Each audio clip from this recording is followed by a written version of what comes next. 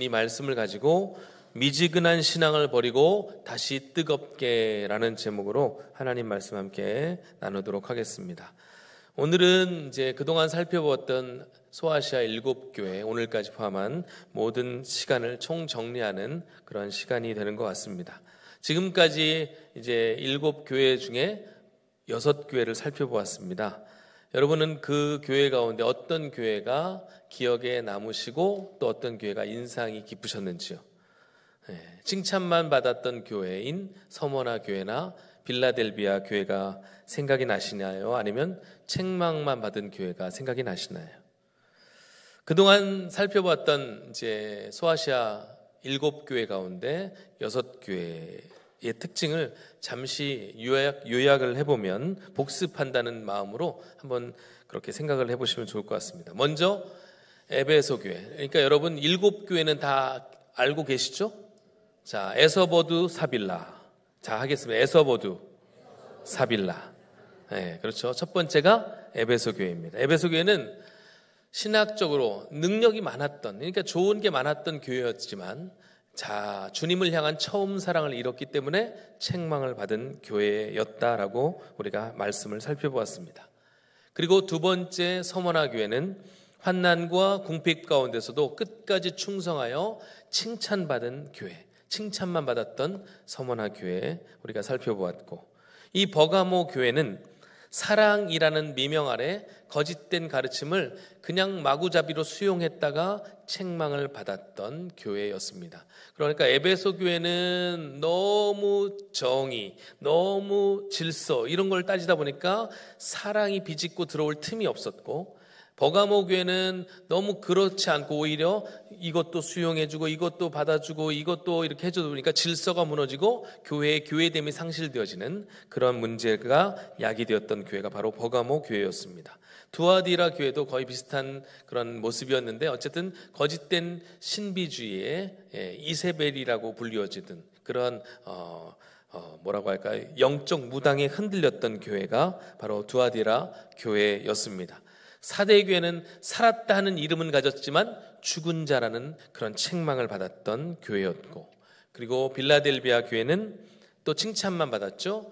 예수님 적은 능력이었지만 비록 보잘것 없었지만 그 작은 것 가지고도 최선을 다하고 충성했던, 그래서 신실한 주님의 종으로 인정받았던 교회가 바로 빌라델비아 교회였습니다. 그리고 오늘 7번째 이제 마지막 그 교회인 라오디게아 교회를 살펴보려고 하는데, 사실은 책망만 받은 교회는 사대교회하고 지금 라오디게아 교회를 살펴볼 수가 있는데, 어쩌면 사대교회도 주님께서 조금은 칭찬의 여지를 열어두신 게 뭐냐면, 살았다는 이름을 가졌지만 죽었다라고 평가를 내리신 후에 그래도 흰옷 입은 자들이 있다, 순결한 신부들이 있다, 이렇게 인정을 해주셨어요. 그런데 라오디게아 교회만큼은 그 어디에 칭찬도 없습니다. 오직 책망만 받았던 교회였어요. 그러다 보니까 이 소아시아 7교회 가운데 가장 심각한 교회는 바로 이 라오디게아 교회였다라고 할 수가 있겠습니다. 자, 그러면 우리가 계속해서 그래왔듯이 그 지역, 그리고 지역의 특색이 사실은 교회에도 상당히 영향을 많이 주기 때문에, 그래서 여러분 나라와 민족을 위해서 기도하셔야 되고 이 지역을 위해서 기도하셔야 되는 거예요. 왜냐? 지역의 특색이 이 교회에도 상당히 영향을 주기 때문에 그렇습니다. 이 라오디게아는 백성의 정의라는 이름의 뜻을 가지고 있는 교회인데, 그 지역인데, 이 라오디게아라는 지명은 그 당시 예전에 그 지역을 점령하고 있던 셀류커스 왕조 안티오코스 2세라는 사람의 이혼한 부인, 그러니까 전 부인의 이름을 따서 이 라오디게아라는 지역명을 붙였다고 해요. 왜 이혼한 부인의 이름을 땄는지 모르겠지만 그리웠나? 어쨌든 이 라오디게아라는 이름의 뜻은 백성의 정의라는 뜻을 가지고 있었고, 이 도시는 다른 도시들에 비해서 상당히 정치 경제적으로 안정된 도시였습니다. 그러다 보니까 경제적인 부가 많이 축적돼 있던 도시였다고 해요. 실제로 주후 60년, AD 60년경에 이 지역, 이 근방에 큰 지진이 일어나서 많은 도시들이 어려움을 당했습니다. 특별히 우리가 잘 아는 사대와 빌라델비아 같은 도시들은 도무지 회복이 불가능할 정도로 큰 피해를 당해서 로마 황제에게 도움을 요청해서 도시가 다시금 재건될 수 있도록 했다는 거예요. 그런데 라오디게아는 로마 측에서 우리가 도와줄까라고 했는데 거절했다는 거예요. 그만큼 재정적으로 경제적으로 이 도시는 여유가 있었다는 것입니다. 이 정도 되니까 주님께서 하신 말씀이 이해가 돼요. 나는 부자라 부요하여 부족한 것이 없다. 실제로 그런 형편에 있었던 교회였다는 거예요. 그러면 이 도시가 왜 그런 부유함을 가질 수 있었는가? 일단 교통이 발달했고요. 또 세 가지를 이 사람들은 자랑으로 삼았답니다. 첫째, 은행이 발달했대요. 은행. 그러니까 소아시아의 중앙은행의 역할을 했던 곳이 바로 이 라오디게아라는 곳이었다는 거예요. 그러니까 우리로 말하면 한국은행, 그리고 미국으로 말하면 미국의 월가 같은 느낌이었다는 거죠. 그리고 이 지역의 특산물이 검은 양털로 만든, 그러니까 소위 말하는 명품 생산지였답니다. 그러니까 많은 그런 사람들이 이곳에서 소비를 하고 상업적으로 활발했던, 그러니까 당연히 지역에 돈이 들어왔던 그런 곳이었고, 또 하나는 그러다 보니까 이곳에 이제 의학이 발달을 했는데 유명한 의과대학도 있었고 유명한 병원들이 여기 있었는데 그 중에 이 지역의 가장 유명한 병원들이 안과였대요. 안과. 여러분 눈 치료를 원하시면 라오디게아를 가시면 됩니다. 이 안과, 특별히 이 동네에서 개발한 안질의 특효약인 안약이 개발이 돼가지고 그래서 많은 사람들이 이 지역을 찾았대요. 그러니까 이 동네 사람들에게는 참 자부심이 있었습니다. 상업의 중심지고 은행의 중심지고 무역의 중심지고 그리고 유명한, 그러니까 병원들이 다 밀집해 있는, 그러니까 그야말로 살기 좋은 동네였다 라는 것입니다. 자, 이런 도시의 분위기답게 교회도 그런 영향 가운데 있었다는 거예요. 신약 성경에는 이 라오디게아라는 지명이 7번이 나오는데 특별히 이 교회를 세우고 헌신했던 디모데의 동역자, 바울의 동역자가 나옵니다. 바로 에바브라입니다. 에바브라. 이 에바브라가 골로새서에 보면 이 세 곳의 교회를 섬겼다고 합니다. 지도를 한번 다시 아까 보여주시면 이 라오디게아 위아래에 히에라볼리, 그 다음에 골로새가 위치하는데 이 세 지역을 이 바울의 동역자였던 에바브로가 그렇게 교회를 섬겼다고 합니다. 그래서 바울이 이 골로새서 4장에 보면 이 세 교회를 향해 부탁하는 장면이 나오는데 골로새서 4장 15절 16절 말씀을 한번 읽어보도록 하겠습니다. 같이 읽겠습니다. 시작. 라오디게아에 있는 형제들과 num바와 그 여자의 집에 있는 교회에 문안하고 이 편지를 너희에게서 읽은 후에 라오디게아인의 교회에서도 읽게 하고 또 라오디게아로부터 오는 편지를 너희도 읽으라. 아멘. 지금 사도 바울이 골로새 교회 편지를 쓴 게 신약 성경에 뭐로 남아 있는 거예요? 여러분 어려우십니까? 골로새 교회 편지 쓴 게 골로새서로 남아 있는 거예요. 그렇죠? 그래서 골로새서의 편지를 쓴 후에 성도들 다 읽게 한 후에 라오디게아로 건너주라는 거예요. 라오디게아 교회도 그 편지를 읽을 수 있도록. 그러니까 골로새서가 라오디게아 교회에서 읽힌 거예요. 그런데 또 한편 또 뭘 부탁합니까? 라오디게아 교회에도 내가 편지를 보낼 텐데 이 편지가 골로새 교회에도 전달되게 하라는 거예요. 그런데 라오디게아서는 존재합니까? 존재하지 않습니까? 성경에 없는 걸로 보니까 없어진 거예요. 중간에. 분명히 사도 바울은 편지를 써서 골로새에도 보내고 라오디게아 교회에도 보냈는데 골로새서는 남아있는데 라오디게아서는 없어요.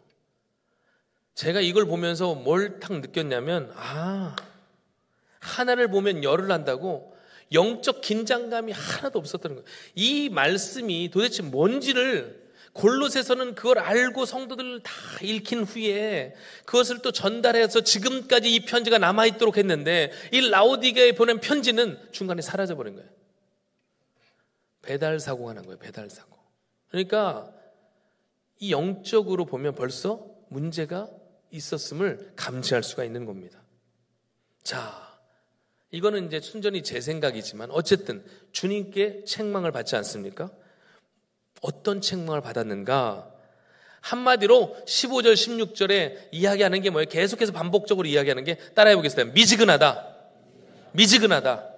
네, 미지근하다는 거예요. 라오디게아라는 지역이 지역적으로 여러 가지가 풍족했는데 한 가지 부족했던 게 있었습니다. 그것이 무엇이었는가? 물이 부족했대요. 물.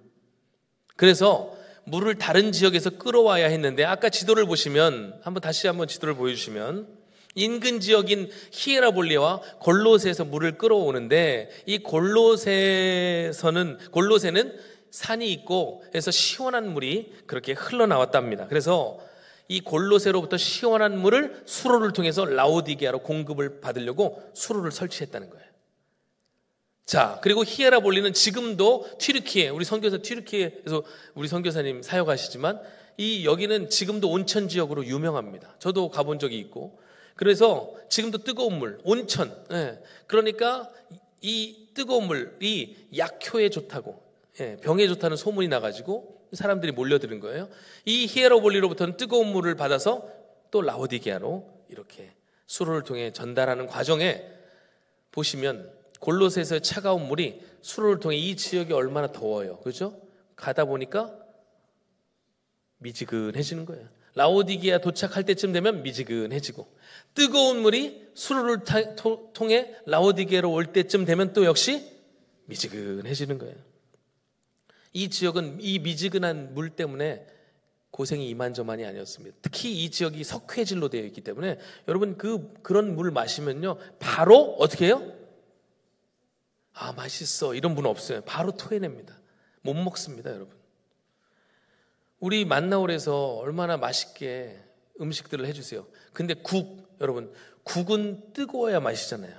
국이 미지근하면 아무리 맛있는 국이라도 사람들이 잘 안 먹습니다. 요즘 이제 날씨가 서서히 더워지면서 우리 청년들 여기 쭉 앉아있는데 청년들은 얼죽아라고 하잖아요. 얼어 죽어도 아이스 먹는다. 그러니까 더울 때는 아이스 아메리카노 아니면 찾질 않아요. 커피는 뭐다? 아이스다. 여러분 이 시려서 드시지도 못하면서 어떻게 그걸 잘하세요? 저는 아이스 요즘에 아주 더우면 먹고 웬만하면 안 먹는데 커피는 따 아니면 아입니다. 이게 무슨 얘기냐? 따뜻한 아메리카노 아니면 아이스 아메리카노밖에 안 먹는 거예요. 여러분 미지근한 커피를 누가 대접했다고 생각해 보세요. 그거 마시겠습니까? 버리시겠습니까? 아까워서 드신다고요? 버립니다, 여러분. 저도 안 먹어요. 저 1부 예배와 2부 예배 사이에 항상 우리 장로님들이 따뜻한 커피를 한 잔 내려주세요. 얼마나 향이 좋은지 몰라요. 너무 맛있는데 다 먹으면 목이 갈라져서 3분의 1 정도만 항상 마셔요. 그리고 나서 예배 끝나고 가면 어떻게 될까요? 미지근해지면 마실까요? 안 마실까요? 장로님들이 주신 거지만 잘 안 마셔요. 왜냐하면 카페 가면 시원한 아메리카노를 주는데 그걸 마시죠. 여러분 국이나 커피는 이런 확실한 취향을 가지고 있는데 우리 주님이 말씀하시는 거예요. 왜 신앙생활은 미지근하게 하냐 이거예요. 차갑지도 않고 뜨겁지도 않게 왜 이렇게 어정쩡하게 살고 있냐. 우리 주님은 라오디게아 교회 성도들을 향해 말씀하고 계시는 거예요. 그러면 이들이 이렇게 미지근한 신앙을 갖게 된 요인이 있을 것 아닙니까? 왜 이렇게 되었는가? 한마디로 대단히 큰 착각을 이들이 하고 있었다는 거예요. 어떤 착각이요? 17절에 그게 나오는 거예요. 17절에 같이 17절 말씀을 읽겠습니다. 시작. 내가 말하기를 나는 부자라 부요하여 부족한 것이 없다 하나 내 곤고한 것과 가련한 것과 가난한 것과 눈먼 것과 벌거벗은 것을 알지 못하는도다. 주님이 보시기에는 주님이 바라보는 실상은 벌거벗고 가난하고 굶주려서 허우덕대고 있는데 내가 생각하기에는 나는 부자라 괜찮다. 이 정도면 괜찮다고 착각하고 있다는 거예요. 오늘날로 말하면요. 전문 용어로 이 라오디게아 교회는 메타인지가 떨어지는 교회였어요. 이 메타인지가 무슨 얘기냐면 자기 스스로를 평가하는 능력인데 자기 객관화. 그러니까 자기 객관화의 능력이 떨어져 있었어요. 자기 객관화가 안 돼요. 이게 안 되면 어떻게 되는지 아세요? 둘 중 하나입니다. 자기를 너무 높여 세워. 잘한다고 착각하든지 아니면 이게 셀프 가스라이팅이라고 하더라고요. 셀프 가스라이팅 하는 거예요. 나 잘한다. 그러면서 뭐라고 그래요? 이 여기서 나타나는 문제는 내가 문제가 아니고 다 남 탓이는 거예요. 다 남 탓. 저 사람 때문이야. 저런 것 때문이야. 저분 때문이야. 다 남 탓하는 거예요. 이게 메타인지가 떨어지는 사람들의 특징이라는 거예요. 이런 식으로 해석을 한다는 거예요. 지금 뭐를 착각하고 있습니까? 물질적으로 조금 여유가 있는 것을 가지고 하나님이 큰 축복을 주셨다, 영적으로도 우리가 부유하다는 착각을 하고 있는 거예요. 차라리 우리 주님은 없는 이만 못하다라고 얘기하십니다. 그러니까 만약에 두 눈이, 한쪽 눈이 우리를 실족하게 하면 눈이 없는 편이 낫다는 거예요. 여러분. 그 정도로 우리 주님은 강하게 우리를 말씀하시는데 조금 여유 있는 걸 가지고 자신의 영적 상태도 그럴 것이라고 착각하는 거예요. 여러분, 이스라엘이 왜 망했습니까? 하나님이 수도 없이 이스라엘에게 경고장을 보내셨거든요. 초청장이 아니고 경고장을 보내셨어요. 선지자를 통해 이렇게 하면 망합니다. 이렇게 하면 우리가 곧 포로로 잡혀갑니다. 이렇게 하면 하나님께서 싫어하십니다. 수많은 경고의 메시지를 들었는데 아랑곳하지 않고 착각한 거예요. 나는 예배도 드리고 있고 하나님께 때때마다 절기 때마다 제사도 드리고 내가 이렇게 헌신하고 있는데 무슨 소리냐. 내가 이렇게 봉사하고 이렇게 헌신하고 이렇게 외형적으로 잘 갖춘 이런 신앙적 태도를 유지하고 있는데 왜 내가 멸망하느냐, 그렇게 생각했다는 거예요. 자기 오판이죠. 그래서 결국 하다 안 되니까 하나님께서 이스라엘을 망하게 하시고 바벨론 포로로 잡혀가게 하신 것입니다. 라오디게아 교회도 외형적으로는 문제가 없어요. 도시가 풍요롭다 보니까 아마 성도들 수준도, 성도들 면면도 꽤 괜찮았던 것 같아요. 그런데 주님이 보시기에는 다 허울뿐이다. 그래서 제가 느낀 게 뭐냐면 이것입니다. 제가 이걸 한 문장으로 정리해봤는데, 우리들의 자랑거리가 주님의 수치가 될 수 있다는 거예요. 나는 그걸 자랑으로 여기는데 주님은 그것 때문에 오히려 우리를 수치스럽게 여기실 수 있다고 라오디게아 교회를 보면서 말씀하시는 거예요. 너희가 자랑하는 은행, 너희가 자랑하는 그런 산업, 너희가 자랑하는 그런 환경 스펙, 그게 오히려 나를 따르는 데는 방해가 되는 거야 라고 말씀하고 계시는 거예요. 차라리 우리의 결핍이 오히려 낫다고 주님은 말씀하시는 거예요. 여러분 한번 생각해 보세요. 혹 내가 자랑하고 있는, 내가 자랑거리로 삼고 있는 것들이 혹 우리 주님에게도 자랑이 되고 있는가? 아니면 나 혼자만의 생각인가? 나는 이걸 자랑으로 여기고 주님께서 주신 복이라고 생각하는데 주님은 그것이 오히려 화라고, 오히려 그것이 안 좋은 거라고 말씀하고 계시지는 않는지를 스스로 점검해 보아야 합니다. 교회도 마찬가지. 우리 교회가 이것도 좋고 저것도 좋고 이렇게 하지만 사실 그것 때문에 오히려 주님은 빨간 줄을 그으실 수도 있는 거예요. 나의 진단과 주님의 진단이 너무나 달랐다는 것입니다. 착각하지 말라는 거예요. 자, 그렇기 때문에 이런 진단을 내리신 주님께서 처방을 함께 주십니다. 왜냐하면 우리 주님은 영혼의 명의가 되시기 때문에. 할렐루야. 그래서 오늘 말씀에 보면 처방까지 같이 내려주시는데 세 가지 처방이 18절에 기록되어 있습니다. 자, 첫 번째 처방은 무엇입니까? 같이 한번 화면을 보시고 읽겠습니다. 시작. 내게서 불로 연단한 금을 사서 부유하게 하라. 이게 첫 번째 주님의 처방이에요. 라오디게아 교회가 외형적으로는 부유하고 부족한 것 없어 보였지만 실상은 아니었다는 거예요. 믿음이 있다고 하였지만 불로 연단되지 않은 금은 불순물이 가득한 것처럼 우리의 믿음도, 우리의 신앙도 헛것으로 많이 점철되어 있다는 거예요. 이런 성도들, 이런 교회의 문제는 무엇입니까? 문제가 없을 때는 괜찮습니다. 평안합니다. 그런데 조금의 어려움이 닥치면 흔들리기 시작하는 거예요. 삶이 막 왔다 갔다 하는 거예요. 고난이 닥치면 어찌할 수가 없는 겁니다. 왜냐하면 믿음이 순수하지 못했기 때문에. 우리의 믿음이 예수 그리스도의 십자가를 바라보며 주님 가신 그 길을 나도 따라가겠습니다 라고 하는 그런 마음과 생각으로 주님의 길을 가야 되는데 마치 주님 곁에 있던 야고보 요한처럼 주님이 가신 그 길 나아가면 한 자리 주시나요? 주님 가신 그 길 내가 끝까지 순종하면 나에게 뭔가 이득이 있나요? 이러한 잘못된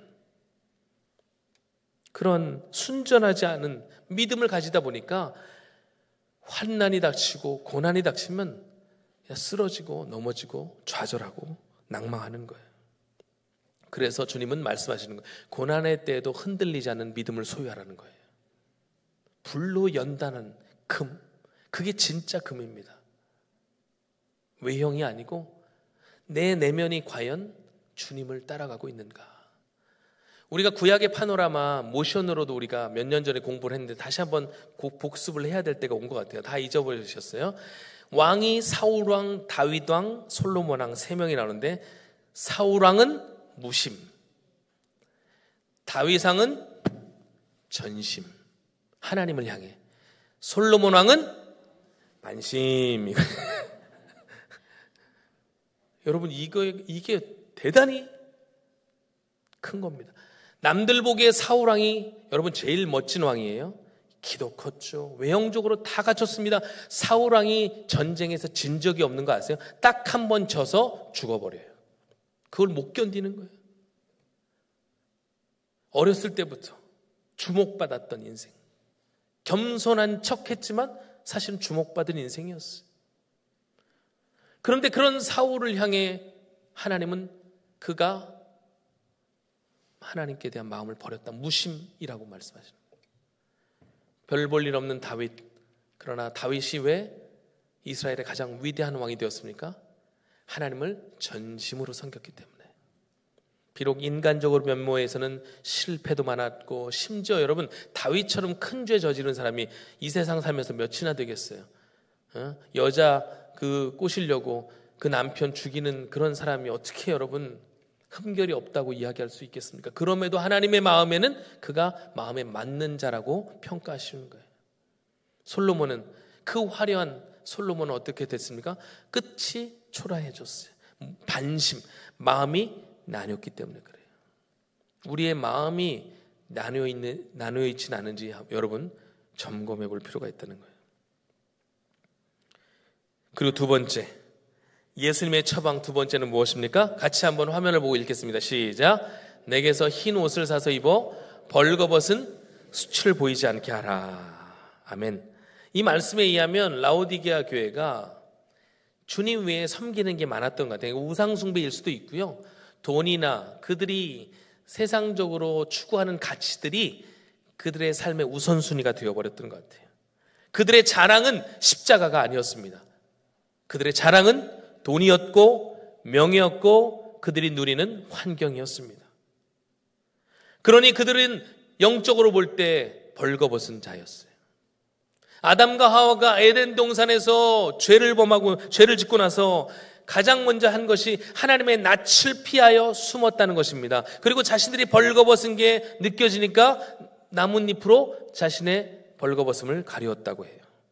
그런데 그 나뭇잎은 온전하지 못하기 때문에 하나님께서 아담과 하와를 불쌍히 여기셔서 그들에게 무엇을 입히셨습니까? 가죽옷을 입히셨어요. 가죽옷. 여러분 이 가죽옷은 그냥 단순히 가죽 자켓 입었나 보다 이게 아니고 반드시 가축을 희생시켜서 만든 옷이에요. 그 얘기는 뭐예요? 누군가의 희생으로 만들어진 거예요. 이 가죽옷은 누구를 예표하는 것입니까? 예수 그리스도를 예표하는 거예요. 예수 그리스도로 말미암아 우리가 은혜의 옷을 입게 된 거예요. 의의 옷을 입게 된 겁니다. 이것을 아셔야 돼요. 우리가 아무리 노력해도 의의 옷을 입을 수가 없어요. 오직 예수 그리스도의 십자가의 보혈만이 우리를 새롭게 하고 우리를 정결케 하는 의의 옷이 되는 줄 믿습니다. 그 주의 복음을 붙잡으라는 거예요. 다른 게 복음이 아니라는 거예요, 여러분.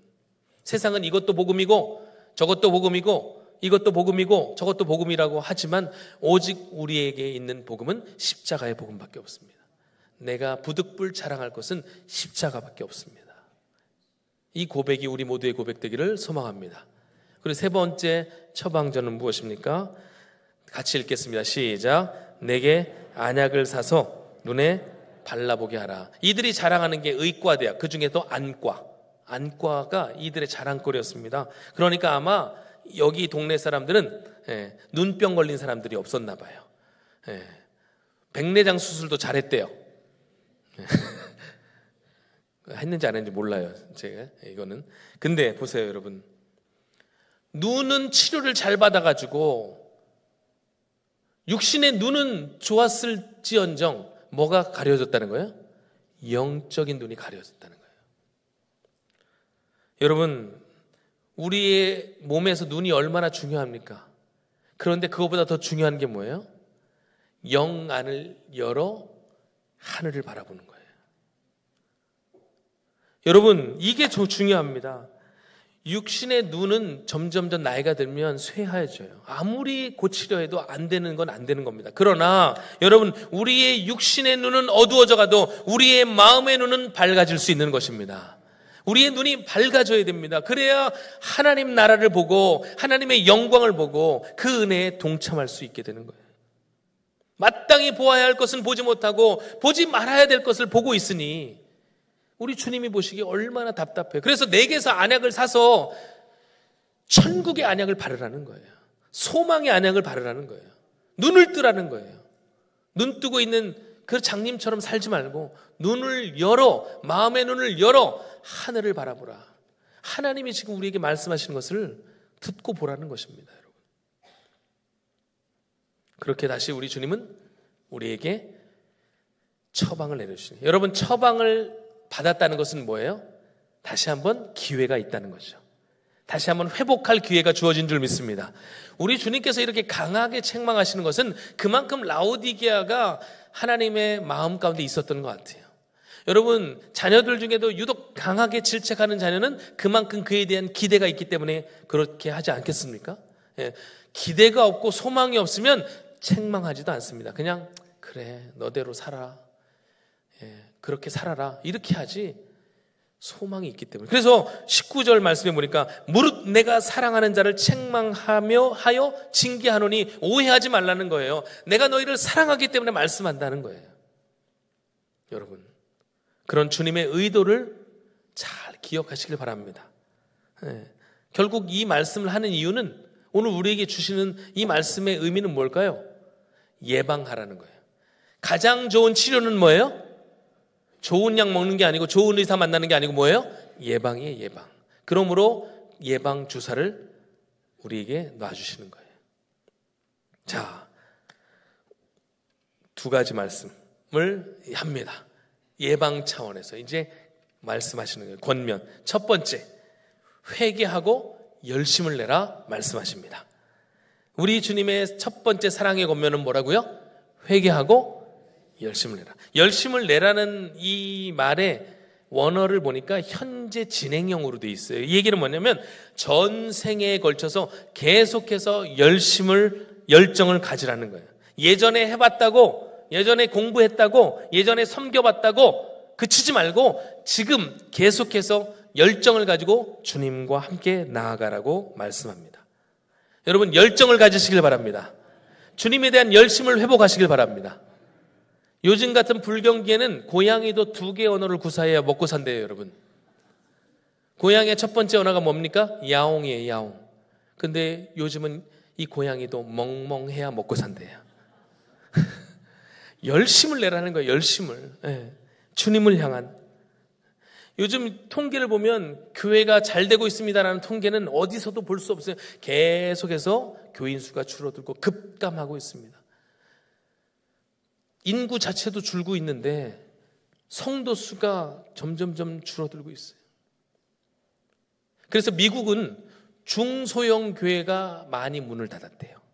오히려 2개, 대형 교회 아니면 개척교회만 남아있다는 거예요.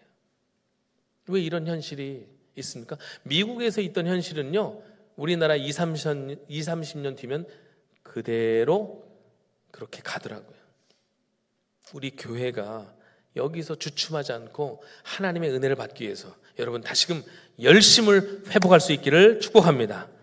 회개하라는 말이 이 열심에 붙어 있는데, 회개하라는 건 뭐냐면 단 한 번의 행위를 요구하는 그런 시제로 쓰여 있어요. 그러니까 한 번 회개하면 그리고 그 회개를 유지하는 차원은 뭐예요? 계속해서 열심을 내는 겁니다. 이런 거하고 똑같아요. 여러분 이제 피트니스 센터에 딱 가시면, 체육관에 가시면 이 트레드밀이라고 달리기 러닝머신이 있어요. 러닝머신 앞에 두 종류의 사람밖에 없는 거예요. 하나는 올라가지 않는 거예요. 예. 아예 올라가지 않든가, 또 한 사람 올라갔으면 어떻게 해요? 올라가면, 러닝머신에 올라탔으면 어떻게 되는 거예요? 안 뛰면 떨어집니다, 여러분. 안 뛰면 떨어져요. 자, 보세요. 올라타는 게 회개하는 거예요. 그리고 그것을 버티기 위해서 어떻게 해요? 열심히 달리는 것밖에 없는 거예요. 안 올라가든지 아니면 올라갔으면 열심을 내든지, 둘 중 하나밖에 없다는 거예요. 우리의 신앙적 태도는 어때야 되겠습니까? 올라탔으니까 이제 열심을 내는 길밖에 없는 거예요. 그래야 나도 모르는 사이에 뭐예요? 주님과의 관계가 회복되고 다시 우리의 신앙의 온도가 상승하며 우리의 영적인 건강을 유지하며 살아갈 수 있는 줄 믿습니다. 이게 우리에게 필요하다는 거예요. 두 번째, 하나 더 요구하시는 게 뭐예요? 내가 너에게로 들어가고 막 이렇게 말씀하시잖아요. 이거는 구원 밖에 있는 사람들에게는 구원에 대한 초청 메시지이기도 하지만 우리 같이 신앙생활 하는 사람들에게는 뭐예요? 내가 너와 함께 영원토록 교제하고 싶다는 거예요. 요즘에 건강 유지하기 위해서는 참 건강 프로그램 많이 하는데 운동만큼 강조하는 게 뭐예요? 식습관이에요. 식습관. 먹는 게 중요하다는 거예요. 그래서 요즘 의사분 중에 정의원 교수라고 저속 노화 식단, 이게 유명해요. 여러분 건강히 오래 사시고 싶으시면 저속 노화 식단을 하십시오. 별 관심이 없어. 우리 교회는 오직 주님만을 바라보겠습니다. 뭐 저속 노화 이런 거 몰라. 불러가시면 땡큐고 아니면 말고 이러시. 저속 노화. 그러니까 이게 무슨 얘기냐? 운동도 해야 되지만 주님이 제안하신 식단에 참여하라는 거예요. 나와 함께 건강한 식습관을 유지하자는 거예요. 우리 주님은 말씀으로 오셨잖아요. 그 말씀이 너의 양식이 되게 하라 말씀하십니다. 옛날 고대 그리스인들은요, 아침에는 마른 빵 한 조각과 포도주에 그 빵을 찍어 먹는 걸로 아침 식사를 대신했고, 점심에는 각자 이제 밖에서 먹고, 저녁은 온 가족이 함께 모여 반드시 대화하며 만찬을 즐겼다고 합니다. 우리 주님이 원하시는 게 뭐예요? 나와 함께 하자는 거예요. 나와 함께 내가 제시하는 이 식단에 참여해서 우리 건강하게 함께 끝까지 믿음의 경주를 하자는 거예요. 이것이 우리 주님이 우리에게 원하시는 것입니다. 이제 말씀을 정리하려고 해요. 여러분 앞에 거 다 잊으셔도 괜찮아요. 이것만 기억하시면 돼요. 우리가 미지근한 신앙생활을 탈피하기 위해서 우리 주님은 오늘 라오디게아 성도들을 향해 두 가지를 말씀하시는 거예요. 첫째는 뭐예요? 회개하고 열심을 내라는 거예요. 런닝머신에 올라탔으면 이제는 달려가라는 거예요. 뒤돌아보지 말고 목표를 향해 사도 바울처럼 모든 것을 다 배설물로 여기고 주님이 우리에게 주실 예비하신 면류관을 향해 달려갈 수 있는 우리 성도들 되시기를 축복합니다. 그리고 건강하게 주님의 말씀을 먹고 또 기도를 통하여 우리 영적인 건강함을 유지함으로 주님과 함께 교제하는 우리가 되어야 된다고 말씀합니다. 여러분, 자기 착각을 버리십시오. 늘 주님 앞에서는 겸손하게 주님, 나는 부족합니다. 나는 죄인입니다. 주님 없이는 살 수 없습니다. 그러한 마음으로 주님께 나아오십시오. 마음을 열고 주님과 교제하십시오. 주님께서 우리에게 다시금 성령 충만, 은혜 충만, 지혜 충만, 능력 충만의 은혜를 더해 주실 줄 믿습니다. 그 은혜로 주님의 몸된 교회를 잘 섬기고 하나님 나라를 위해 끝까지 쓰임받는 우리 교회와 성도들 되시기를 주님의 이름으로 축복합니다. 아멘. 우리 함께 찬양하고